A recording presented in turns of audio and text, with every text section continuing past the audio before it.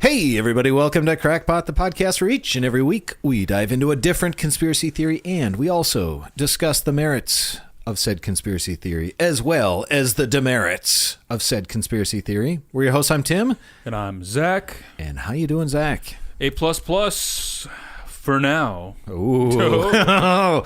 Buckle up, because things are going to get dicey. Yeah. Are you worried about my physical safety? Like, in just discussing this topic? I don't really know what we're getting into, but you kind of hinted at it, so I'm like, should you be talking Should about I this? be worried about you? No, I'm never worried about you. Should you be worried about you? Yeah, I mean, yeah, Okay. maybe. Fascinating. Be on guard. Okay. Is what I will say. Guys, we are talking about the Marconi murders, or should we call it the Marconi suicides? I don't know. Okay. But this was a rash of deaths that were generally attributed to people dying by suicide in the early to late 80s, up until, I guess, 1990. And what makes this interesting is all the people that died were all working on the same project by the government. Not suspicious at all. What was that project? So we are talking about the Cold War, guys. We're talking about the West versus the Soviets. We're talking about Star Wars, the Strategic Defense Initiative. Sure. Like the one actually up in space, right? Yeah. Do you want to just kind of give an overview? Can well, you? Do you want can't. to? Well, I can't like talk about it and not laugh half the time because also their logo does look so cheesy. Sure. Assuming it's all the same stuff, right? Or like the latest iteration now is probably what this program started up. But basically, yeah, I mean, it's the idea of like, look, we've got the military, we've got the Army, the Marines, the Navy, the Air Force. They're all responsible for a different domain. Well, the next frontier, quite literally, is space. Therefore, we need a military operation up there. I think a lot of it's just around, I think, like satellites. Yeah, so so the initial Star Wars goal, it was kicked off by President Ronald Reagan. Ronald Reagan said, hey, well, actually, let me read the quote. What he said, I don't have to paraphrase him. It's a nationally televised speech, and he stated, quote, I call upon the scientific community in this country, those who gave us nuclear weapons, to turn their great talents to the cause of mankind and world peace, to give us the means of rendering these nuclear weapons impotent and obsolete. Yeah. So, obviously, if you weren't aware, Cold War, two big powers, lots of nuclear weapons pointing at each other. Mutually assured destruction is essentially what kept anyone from firing any intercontinental ballistic nuclear warheads at each other. And, I mean, the idea was if we launch one, they're going to launch 20, and then the entire race of human beings and everything else besides cockroaches and Twinkies are essentially dead for the next 10,000 years. Yeah. So that's a pretty big deterrent. Yeah, I'd say. It's worked so far, knock on wood. Good point. But what President Reagan was saying is, let's forget about that. Let's, even if some rogue actor or someone decides to launch a missile, let's just nip it in the bud. So if a missile launches, we should have the technology to shoot it out of the sky with our lasers and our satellites and all sorts of who knows what. And quite clearly, he did not know what. He's big picture thinker. Sure. Not lost in the weeds. He said, hey, guys, go and do this. Make this a thing. Called the Strategic Defense Initiative. It was widely mocked and ridiculed and cost a lot of money. And people started calling it Star Wars. So the Star Wars Initiative, obviously after the... I guess for some movies. The books. Right. Thank you. Thanks for the recovery on that. So anyway, Reagan kicks off this idea, hands it off to the Pentagon, Department of Defense, and they said, okay, I mean, we can do what we can do, but we're going to have to outsource a lot of this. So government contractors, they start giving them pieces of the pie or the puzzle or whatever analogy you want to use. And one of the companies that won a bid or was working on this minimally was the British-based GEC-Marconi. GEC stands for General Electric Corp. So this is a British telecommunications and engineering company founded by an Italian inventor in 1897. And it started out as just kind of a pioneer of wireless long-distance communication and mass media broadcasting. And through shrewd moves and ingenuity and elbow grease, he worked his way up to... The company worked its way up to be one of the biggest defense contractors, at least on that side of the pond. The Pentagon, like I said, they needed people to help out with this, or companies to help out with this, so they tapped the British defense contractor GEC-Marconi, and they were a defense application of General Electric, and most of you have probably heard of General Electric, big, huge company. They were involved in many, many classified and advanced defense programs. There was the Marconi Space and Defense System. There was Marconi Underwater Systems. There was a whole bunch. I'm not going to list them all out here, but they had about 18,000 employees back in the 80s. Back to the Strategic Defense Initiative, aka Star Wars. Reagan really wanted the scientists and everyone else to look at this like the next generation's Manhattan Project. Oh, okay. So he said, look, I know this isn't easy. I know we're talking about satellites and lasers and moving missiles in between continents going thousands of miles an hour. But hey, I mean, you figured out how to split the atom. We can figure out how to do this. So go forward and bring about world peace. It's actually very logical because it's like such an ambitious vision where it's like, hey, look, we've already done something major. Yeah. Let's just kind of do that again, but, expand what we're trying to basically deliver on. Right. So it's actually very logical, even though it is kind of funny sounding. It is logical maybe to a degree, but if you're basing like the fact that we're not being killed by nuclear weapons on mutually assured destruction, and then you give one side of that equation the ability to shoot down missiles. Yeah. So it's no longer mutually assured destruction. Right. So you can imagine the Soviets were a little upset about this. Okay. Just planting some seeds. Maybe, I don't know if they were upset, probably weren't happy necessarily. Sure. Okay. Put a pin in that. Let's just talk about nations and spies. Some of my favorite topics. Me I love too, nations. I love spies. Agreed. Spies do all sorts of things, most of which we will never know, and we can only merely speculate on, and I am just fine with that. But, Zach, we know that sometimes nations have people killed. Sometimes spies go in undercover and bump people off. This happens. We can point to several very distinctive cases and say, yes, this happened here. Not speculation, like actual facts.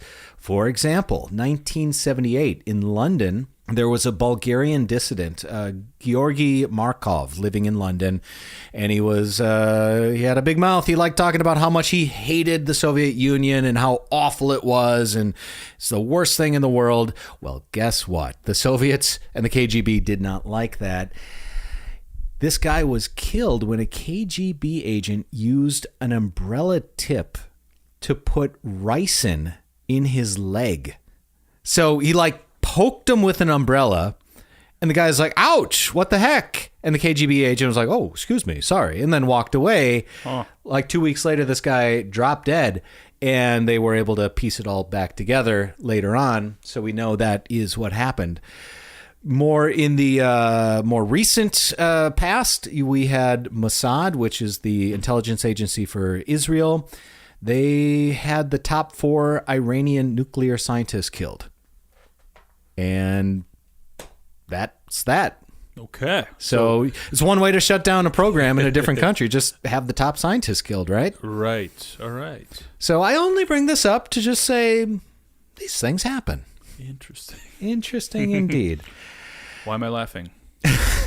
Also, by the way, guys, we're talking about some deaths and murders and people who may have died by suicide, and we have a tendency to crack jokes, and we apologize in advance. It's just the nature of the show. So, anything you want to add? Yeah, sorry if we're not funny. Exactly. Well, I found a really interesting quote here about these Marconi suicides, as we'll call them for the time being. This was by Randall Heather, a counterintelligence researcher at St. Edmund's College in Cambridge. And Randall said, quote, I restrain myself from engaging in conspiracy mania, but it is possible that we are seeing a very quiet type of terrorism here, directed at very specific targets. It is possible an attempt to intimidate the small group of scientists who work in these fields. These are not normal types of accidents and suicides. These are not normal types of people who are dying. So we'll get into this, but even at the time, people started to say, wait a minute, there seems to be some unusual patterns here. What is actually going on? Can we believe the people when they say everyone died by suicide?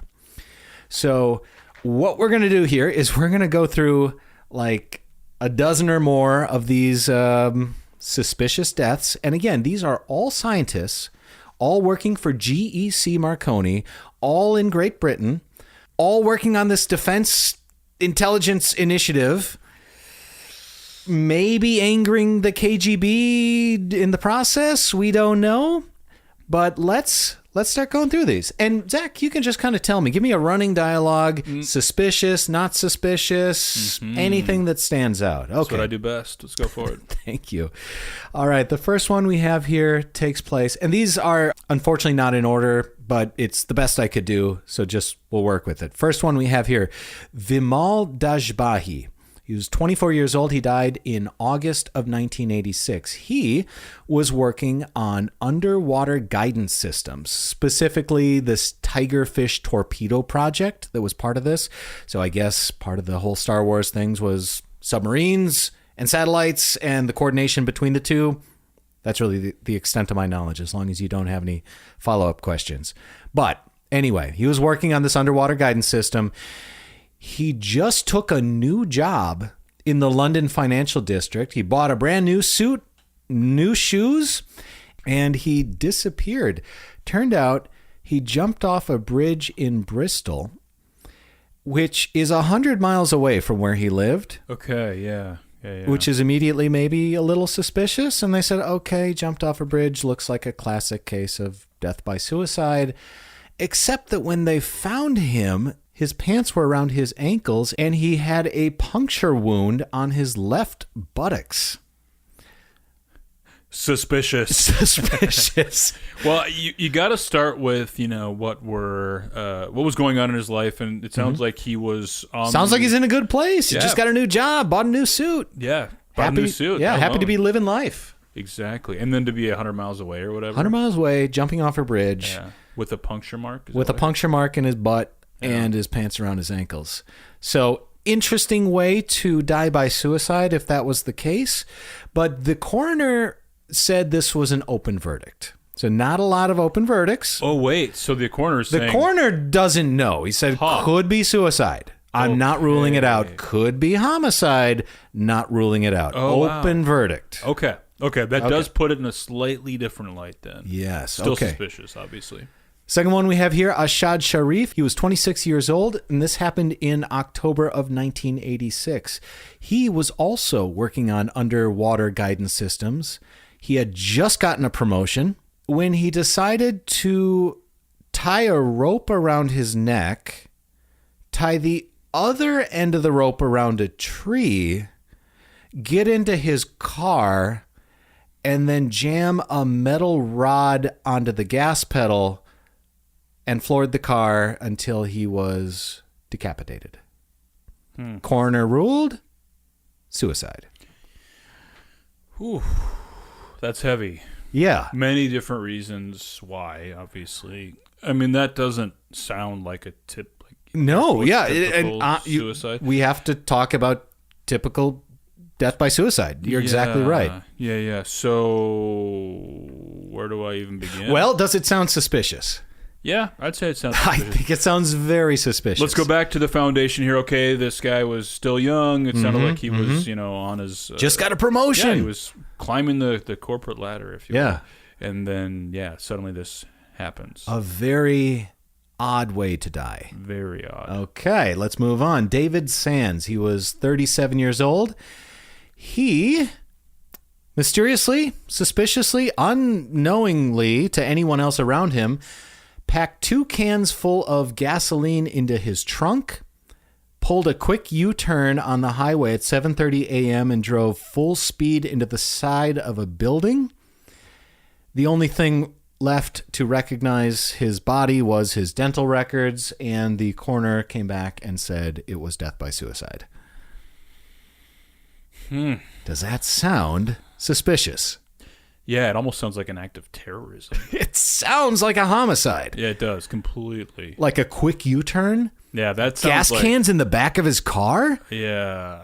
And of course they ask his family, does he carry gas cans around? No, he never carries gas cans in his car, especially at 7:30 in the morning. Well, I suppose, I can't believe I'm saying this, like maybe it was a legit accident. Maybe he was, I don't know, going to gas up his lawnmower, had gas in the trunk, and then realized, oh crap, I got these gas cans in my trunk. I got to turn around quick. And then all bets are off. Right. Yeah, I mean, like, obviously, like, I'm kind of joking, but also kind of serious. And it's like, I can't imagine a world in which that would take place. That's the thing. Time and time again, it's like you may be able to explain away one or two of these. Like, just like, oh, maybe it was this weird scenario, right? Pure freak accident. Right. However, when you have dozens of people dying in weird scenarios that all work for the same company, that are all tied to the defense industry, yeah, it's weird. Yeah, for sure. All right. Trevor Knight, 52 years old. He died in March of 1988. He was found in his garage with his car running and a hose attached to his exhaust up into the front seat with all the rest of his windows closed. Okay. That would sound more like, typical death by suicide. It does. It does. Okay. We'll leave it at that. I guess. Right. Yeah. Coroner said suicide. Okay. Yeah. We'll just put a pin in that. Maybe we'll come back to that later. All right. Next we have Avtar Singita. He was doing a routine underwater acoustics experiment in a reservoir, disappeared, vanished, turned up in Paris 4 months later with no memory of how he got there. Not dead, but still like, what? Oh, yeah, so we've done some Wednesday, Thursday shows, the disappearances, reappearance, that kind of stuff, the David Glenn Lewis, to some degree. What is with these people that just, like, lose track of like, where they were? I don't know where the time went. It doesn't make sense. It makes no sense. I wouldn't say... I guess you could say, well, maybe he just, got amnesia. Or maybe he was trying to run from something. Sure, yeah. But nothing else would make sense to me. Exactly. I'm right there with you. Okay, here's another one. Tell me, suspicious or not, Zach? Dr. Keith Bowden died March 1982. He was out that night with his wife and his friends at a pub. He was not drinking. Everyone there said he was not drinking. But he died in a drunk driving accident. And his wife didn't believe it.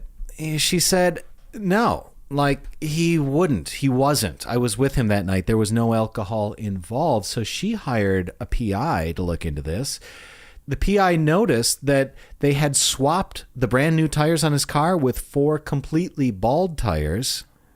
Ooh. Uh-huh.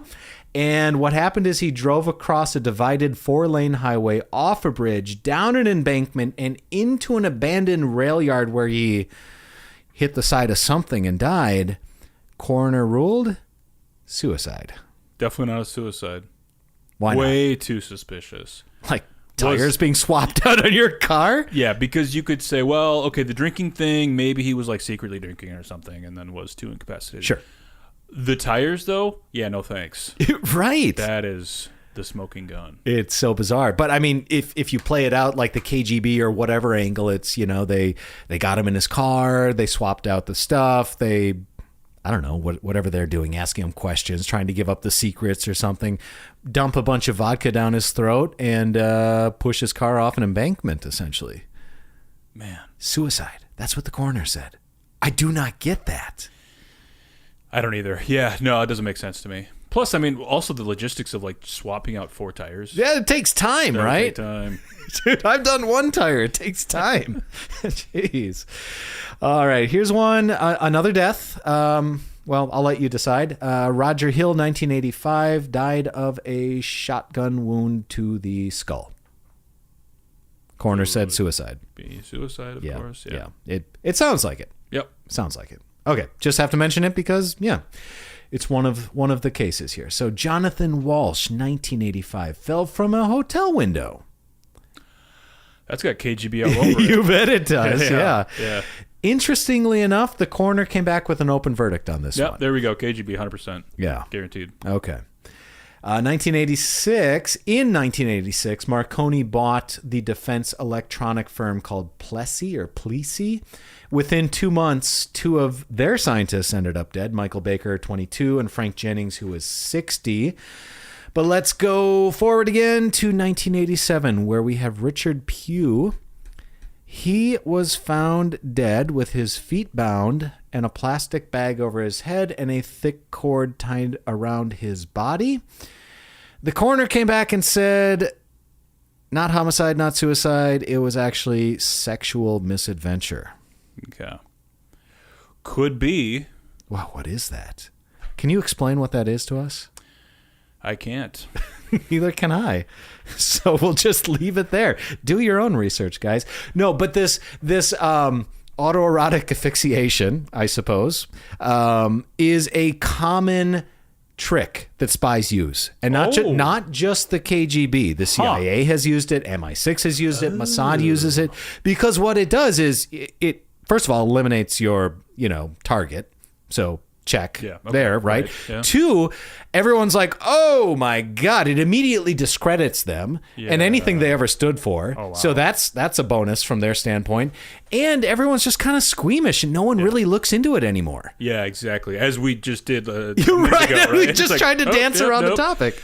That is fascinating, though, from a death standpoint. Yep. And I'm not saying that the KGB definitely did this 100% or whatever, but it's a trick. It's a trick of the trade. Wow. Okay, Dr. John Britton, 1987. This was days after the Richard Pugh case, the one I just mentioned. So he was not affiliated with Marconi. This is Dr. John Britton, not affiliated with him, but he was working on classified defense programs nonetheless. He was found in his garage with his car running. Coroner said died by suicide. So interesting there. A month after that, Davis Keels died in his garage of carbon monoxide poisoning. Coroner said suicide. And later that same month, Peter Peepel, he had spent the night out with friends and his wife, and then the next day his wife found him dead, stuck under his car with his mouth near the exhaust pipe. Stuck under his car, meaning they could not remove him, and they had no idea how he had jammed his body in there to begin with.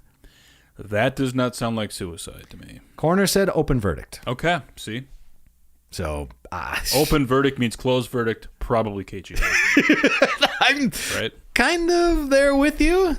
But let's keep going. John Whitman died in a bathtub surrounded by alcohol and pills. However, when they did an autopsy, no alcohol, no pills in his system. Coroner said open verdict. Yeah, same deal. Mark Wisner, 24 years old. This was just a couple months after the John Whitman case. He was also found dead with a plastic bag over his mouth and cling wrap around his face, cord around his neck, the whole deal. Coroner returned a verdict of sexual misadventure. Russell Smith, he's 23 in 1988, jumped off a cliff in Cornwall. Coroner said suicide, but could be. Maybe. By the way, if you ever find yourself working for a place where everyone just suddenly starts dying left and right with open verdicts and suicides and what have you, it might be time to find a new job. I'm just going to throw that out there. Get on LinkedIn. Update your resume, folks. Get LinkedIn Premium. Whew. Anyway, where was I? Cornwall. Okay, yep. So here we have one not odd. We got Frank Jennings, 60 years old. He was an electronic weapons engineer, died of a heart attack. Okay. Normal. Okay. Yeah. Cut and dry. It happens. Then we have Alistair Beckham, who's a 50-year-old computer engineer who on the weekend was out in his yard doing a little light gardening. After that, he went into a shed where he attached wires to his chest, stuffed a handkerchief in his mouth, and then put the wires into an outlet and electrocuted himself to death. Coroner said, suicide. That sounds more like Agent Jack Bauer. Like 24? Right? I mean... Wow. That's odd. That ain't suicide. His wife didn't agree. I mean, she agreed with you. She didn't agree with the report. She said, no. And she pointed to the fact that hours after he was pronounced dead, a bunch of men from Marconi came by and took all of his papers and boxes from the house. Uh-oh. Yeah, that's a problem. Yeah. But also, I mean, if you are in like top secret classified stuff, like, yeah, that's part of their job to get that classified information out of your house. That's true. That's true. Not necessarily right? Not necessarily a red flag, but nevertheless. Okay, so next we have John Ferry, who is 60 years old. This was in the same month as Alistair Beckham, the guy with the wires on his chest. He ended up stripping some wires, jammed one end of them into his fillings, in his molars, and the other one into an outlet. Coroner said, suicide. I don't think so. In what universe would that be a suicide? I mean, I can't even talk coherently about that. No. It's so incredible. It boggles my mind. Right. Okay, sure, you don't have any fingerprints, you don't have any leads, you don't have any clues, but like, really? It makes no sense. It does make no sense. There were some other deaths that took place outside of Great Britain, also associated with Marconi and the Strategic Defense Initiative. There was Karl-Heinz Beckertz. He was a contractor living in West Germany, and this was July of 1986. He was killed in a car bomb. Oh, that's not suicide. No. It's not. Gerald von Braunmühl, also in West Germany, 1986. He was, all I have in my notes is killed. Okay, well, we can say probably not death by suicide. Yeah. And there were similar deaths in Sweden and Italy in this, kind of small universe of defense contractors working on this big, huge project. Well, all right. So that you got to keep that angle in mind, right? That lens in perspective, which is, we obviously were kind of joking around in there, but it's like they're all related to the same, they're all working for the same company. Mm-hmm. Presumably, they're doing high-tech, crazy weaponry stuff. Yep. There's a motive by a foreign government or governments to maybe stop them. So therefore, all this stuff just sounds extra suspicious. It really does. It really does. Yeah. So, like I said, people started to connect the dots even while it was happening. I'm sure. Yeah, like you. Okay. Yeah. I'm not going to make that joke. Anyways. No, right. I mean, not everyone took it seriously. I mean, because it's a conspiracy theory. I mean, this is the true definition of a conspiracy theory. So people are like, no, it's a stressful industry, so on and so forth. But there was a journalist by the name of Tony Collins who was actually a writer for UK's Computer Weekly, which is a hard-hitting, very, very serious journalistic I don't know, whatever. It doesn't matter. It doesn't matter because he broke the case. So good for him. Yeah. But he broke the story, the connection. He found 25 unusual deaths related to people who were connected to the UK SDI and all at Marconi. And he wrote a book about this called Open Verdict, which is a great title. And I did not have time to read it, but I'm sure you can find it at your local bookseller or somewhere else. But okay, so when people say they're suicides, and sure, they're different and grisly, but that's just what it is. People do that sort of thing. Let's talk to the experts, right? So we have an expert on mental illness and suicide by the name of Professor Colin Pritchard, and he says at least some of the deaths were statistically uncommon. That's a really interesting way to say it, right? right. Statistically uncommon. Some, at least. I mean, it's just totally couching it. But what he and others found interesting, among these group, there were four of these men complained to their friends and family about being tasked with strange, impossible, and unscientific tasks shortly before their death. Any idea what that means? No, I don't know. I don't know if this is like back to the Manhattan Project, like we have to do something that has never been done before. Yeah. You know, make 2 + 2 = 5. And these poor scientists are like, that's impossible. I can't do it. This job is driving me nuts. Yeah. But 4 of them said they were tasked with strange, impossible, and unscientific tasks. All 4 died by suicide, incredibly violent and bizarre ways. And just so you know which 4 these were, this was the guy who jumped off the bridge with the puncture wound in his backside, the person who had a rope around his neck and a rope around a tree, the person who packed 2 cans full of gasoline in their trunk and then hit a wall, and the person who had their car tires swapped out for completely bald car tires. Yeah, I mean, those are all those 4 all of them stood out as like this. Yeah, there's that's just something missing here. Bonkers. Yeah. And all 4 of them are complaining about the same thing to these people in their lives, and then they just end up with these Horrific gruesome deaths. Yeah. So such extreme deaths are normally associated with people suffering from a severe mental breakdown. And we're talking about the type of mental breakdown where you are not even able to hold a job or get dressed in the morning, that sort of thing. Sure. But all of these people were working incredibly high-powered, classified jobs for a very well-known defense agency. Clearly, they're not in the middle of a severe mental breakdown. Right. Right. I assume, too, working for a defense contractor or something, you probably have to pass some tests. Like I would hope so. some psych evals, that kind of a thing. Yeah.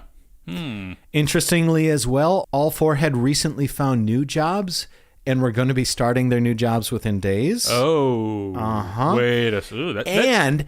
And all 4 of them had arranged meetings with their members of parliament. Okay, yeah, no, these are definitely not suicides. So this turns it on its head, though, right? Because you have people that are leaving the company that die. Yep. So suddenly, the KGB is not necessarily implicated, at least with all of these cases. I like where your head's at.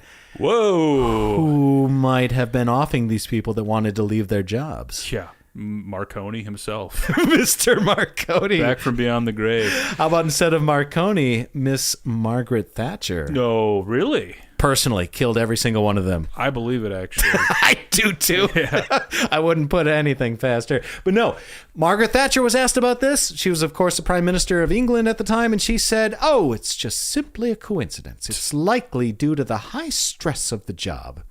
And everyone's calling for inquiries and like, holy smokes, what's happening? And she's like, no inquiries, nothing. Stressful job. They died by suicide. Over. Ouch. Oh, wow. So, I will say just a minute ago, I was thinking like, well, I mean, okay, yeah, high stress environment. And by the way, maybe they learned something or saw something that really disturbed them. And therefore they're like, yeah, okay. I need a new job and I want to contact my member of parliament to tell them about what's going on. Yeah, right. That or maybe some of those suicides were legit, right? So it's like, I know too much. I've seen too much. It's even worse than I ever expected. Sure. Yeah, either A, need a new job, or B, I got to get out of here, like exit this realm of existence. I just, boy, that is shocking. It is. It's really bizarre. We should not gloss over the fact, unfortunately, suicide is a somewhat common form of death for men aged 20 to 49. Right. And, we kind of joke tongue-in-cheek about the stressful nature of the job. But, I mean, honestly, if the fate of the free world depends on how well you can do your job, you're going to be stressed out every day. Yeah. And they're not able to go home and talk about their work. They're not able to go to the bar and be like, oh my gosh, Bill over in nuclear division is, sending me the wrong TPS reports every single day. No, this is all super, super highly classified information. So they have no vent. Incredibly stressful. Maybe some of these are suicides. Well, I would say I think a handful of those probably are. Okay. I really think so. But boy, I would say just based on the list and what I heard in terms of descriptions and not knowing anything else, like they all sound, or many of them sound very suspicious. Agreed. Okay, so we obviously talked a lot about the KGB. Let's maybe weigh that out here. So motives for the KGB offing a whole bunch of people working on the Star Wars thing. Yeah, it's pretty straightforward. Pretty explanatory. Because if they are successful, then, every nuclear weapon in the Soviet Union is completely useless and it's no longer a Cold War. You lost. So sure, right? Yeah, I mean, like I'm not going to discount that entirely, right? Right. So. And we pointed out that the KGB has killed people in England before. And other places. That we know of, and other places. Yeah. Allegedly. Also not allegedly. Okay, but why would Margaret Thatcher shut down any sort of inquiry? Why would she stick to the party line? That is the question. Okay, well, I would assume that many of these people probably signed like NDAs and that kind of a thing. Sure, yeah. But still, they have the knowledge, the know-how, the means, the wherewithal to maybe reproduce some of their research and apply it elsewhere. Or, worst case scenario, share it with the Soviets or somebody else, right? Okay. So maybe she's not entirely sad that it happened? I'm saying she's directly involved in their deaths. Okay. That's what I'm alleging. Margaret Thatcher was teaming up with the KGB to thwart the United States. Or maybe just on her own. Maybe she just had had an idea. But it is odd that she kind of shut it down. Now, I guess you could also say, well, maybe there are some national security concerns there, so she didn't want like a public investigation because who knows what could come out. But I don't know, man. It sounds super suspicious. Okay, so what about this? Mm-hmm. What if it's not the KGB? Right. What if it's like the CIA and the MI6? Yeah, I mean, that's equally as bad as basically the KGB. Both of those agencies. Did I say that out loud? Sorry. But I mean, like, they both have records of doing this kind of thing. So maybe they were worried that people were leaving their jobs with too much information. Yeah, that would have to be it. They were making appointments with their members of parliament.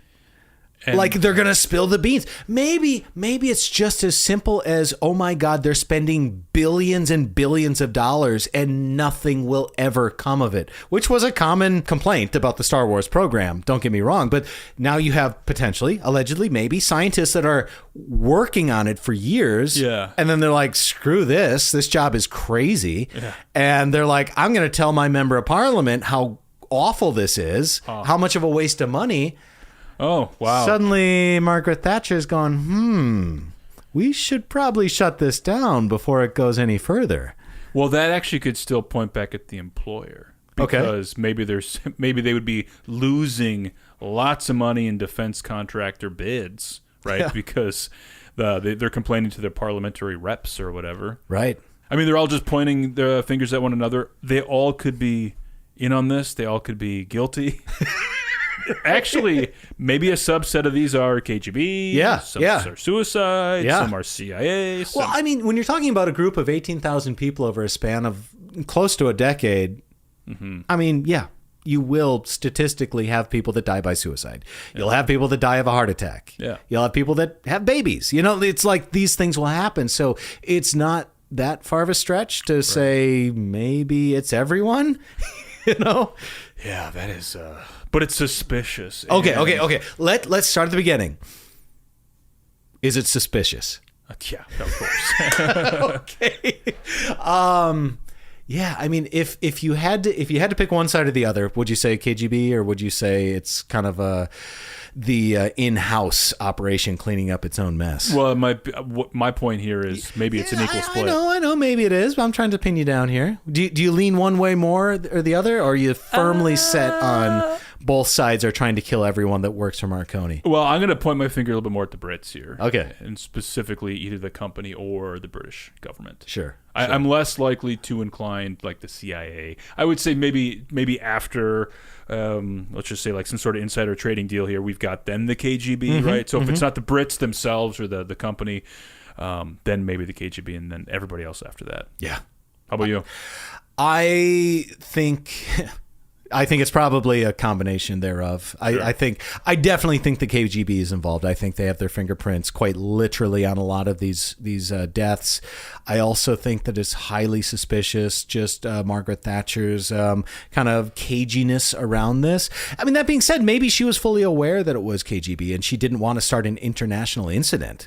Because, I mean, you escalate that, you automatically accuse an adversarial government of going into your sovereign territory and killing scientists. Like you could end up with a land war next week. It's not that far out of the realm of possibilities. So she might have been doing the quote unquote correct diplomatic thing and being like, yep, it is what the coroner said it is, and we're just going to move on, you know? Probably, actually.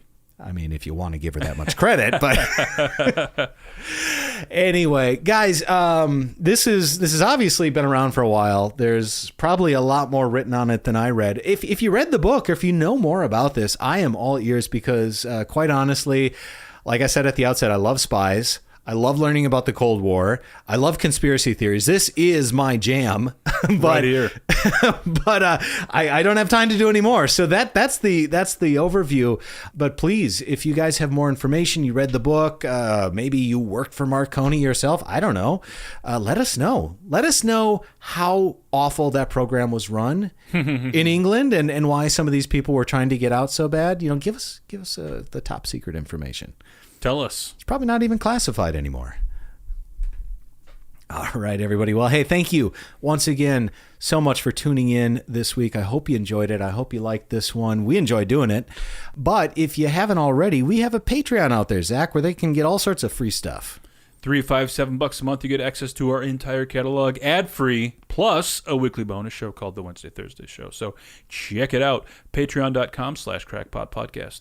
It's worth it. Check it out. And before you do that, head over to your podcast player and please be sure to rate, review, subscribe, tell your friends, tell your neighbors, tell your local nuclear scientists about our podcast, and we will see you next week. Thanks, everybody.